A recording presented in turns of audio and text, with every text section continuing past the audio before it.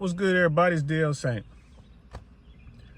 You know, I've been sitting around thinking, trying to figure out exactly what Trump and the Trump administration is trying to do. What's the master plan? Is there any rhyme or reason to what I'm seeing out here? And the only conclusion I come to, bro, is Trump is doing these things because he can. Simple as that. I mean, I'm pretty sure there's some stuff going on behind the scenes, some one percenters who are out there saying, hey man, make these tax cuts permanent. You know, make sure we have this loophole over there. Make sure we have this loophole for this. Make sure we get these write-offs, whatever it is. You got those people, you know, do away with regulations, get rid of the people who are checking on us and stuff like that because they want to make money. That's 1%. And then there's some individuals out there or some groups that maybe have some influence and they can get down, they can sit there and talk to Trump and get him to do some things that are going to help them out, whatever those things are. But I don't believe Trump is thinking about America as a whole. I really don't know what's on his mind. You know, you look at, you know, the talks of tariffs. That kind of went away for a moment. They're like, oh, you're going to get a 30-day extension. Well, we're coming to the end of that 30-day extension. So will the Trump administration impose tariffs on Mexico and Canada? Will there be additional tariffs imposed on China?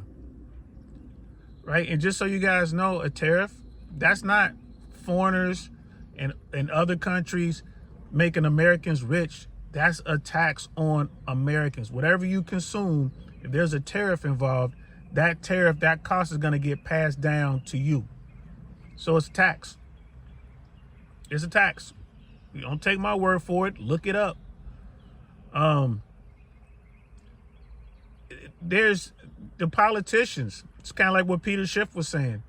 The politicians know that this stuff is harmful to America. Like these policies are bad for America and Americans. But the rank and file politician, they're not going to do anything because they're more concerned with their political future than they are with their constituents.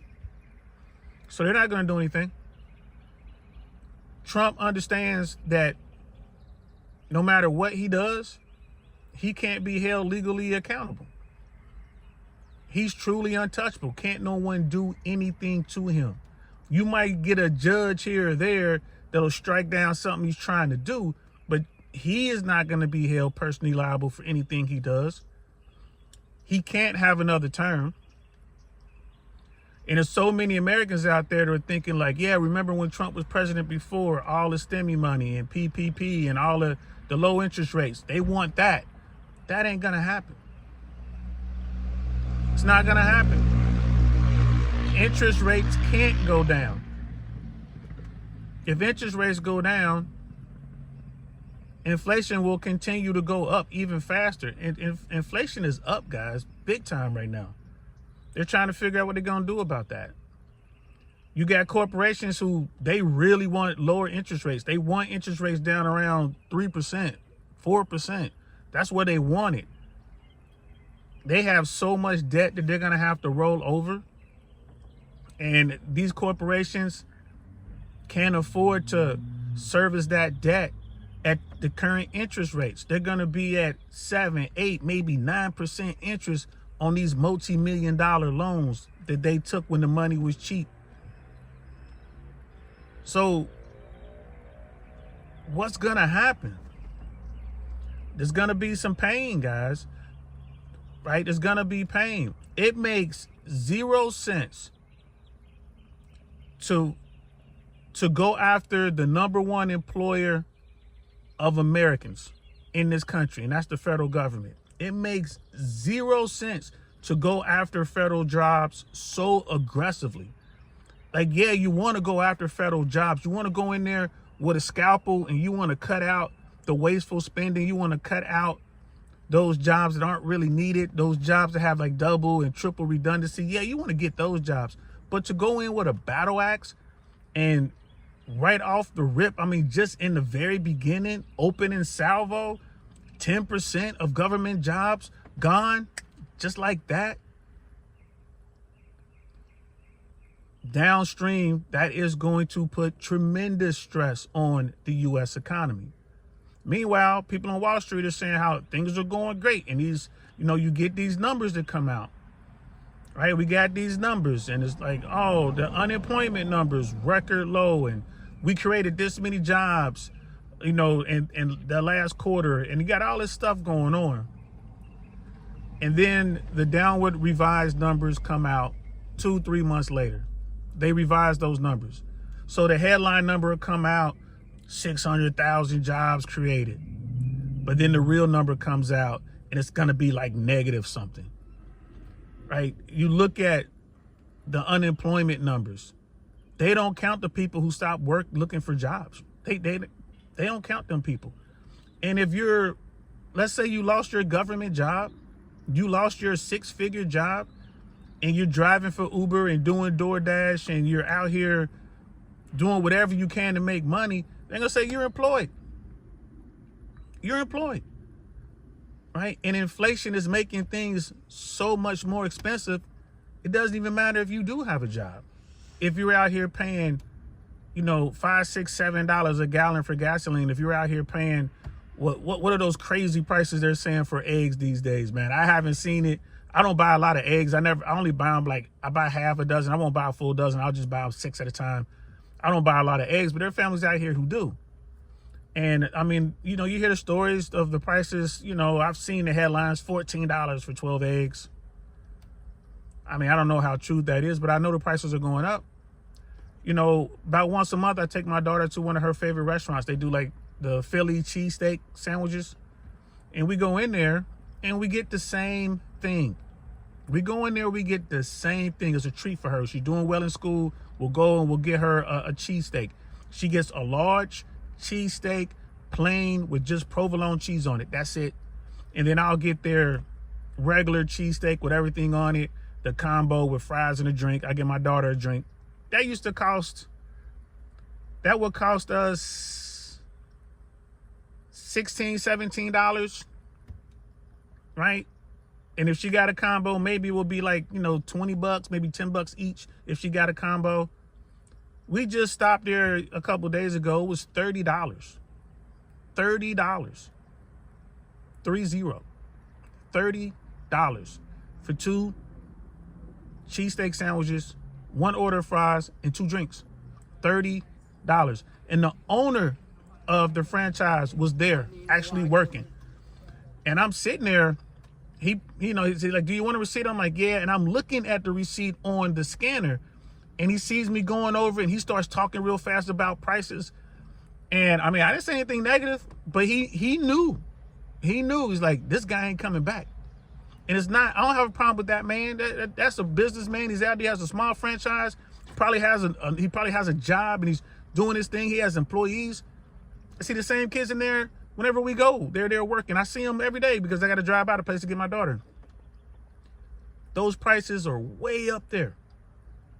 He knows he's going to lose his business. And it's not because I got a problem with the man. He provides a great service. His restaurant is clean. They always have stuff. But he's paying more for tomatoes. He's paying more for lettuce. He's paying more for mayo. He's paying more for bread. He's paying more for cups. Right? He's paying more for his maintenance. Everything costs more. His prices aren't going down, they're going up. So of course he has to pass that along to me. So if he's paying more for lettuce, he's paying more for onions, he's paying more for tomatoes because of tariffs, that means that I got to pay more for the sandwich. Whether I get a plain sandwich like my daughter does, she gets just plain meat and cheese and bread, or if you get it with everything on it like I do, you're paying more. So buckle in, kiddos. It's about to be a bumpy ride. And I suggest that if you're young and you have the option to talk to your parents and maybe go back home, I think you should do that. I think that'll be good for your parents. It'll be good for you. Go home, save your money. Save your money. Rents are, in certain places in America, rents are going up. I was saying that the national average for rent was around $2,000. It fluctuates. It's currently under $2,000, but just barely a month for rent, just barely. Right? You look at the housing market. There's so much inventory out there. It's insane. There's so much inventory out there, and you have, of the 200,000 plus people who lost their jobs, probably half of them are gonna have to try to sell their house or walk away from their house. So that's even more inventory that's gonna hit the market, or they're gonna try to rent it out and try to somehow maybe figure out a way to, you know, bridge the gap for a couple years. You know, there's a lot of these government workers, they're gonna use their TSP, their savings plan, which is their version of the 401k. They're gonna probably take money out at a penalty. Maybe they can pay off the rest of their house, but they're not, that's just a Band-Aid.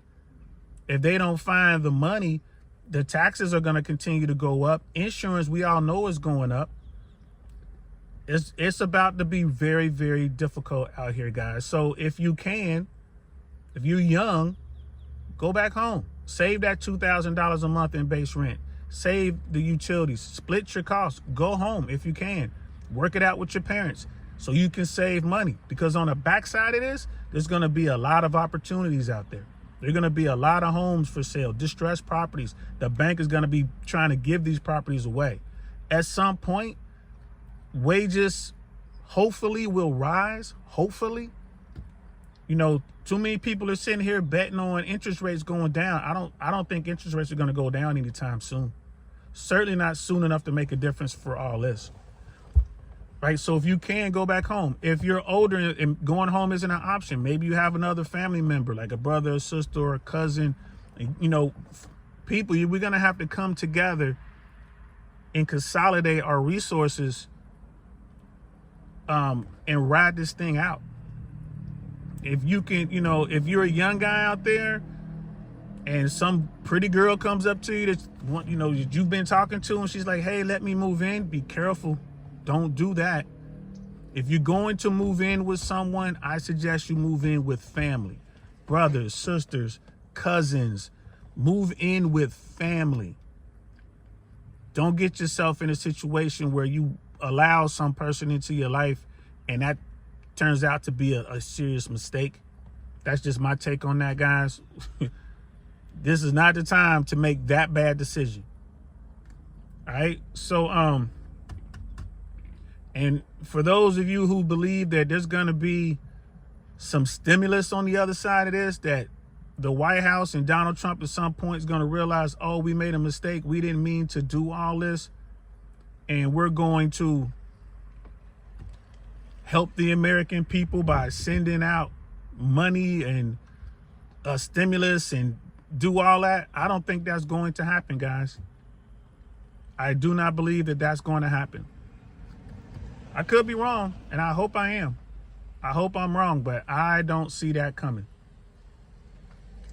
I see tax breaks for the wealthiest Americans, and I see layoffs for everyone else.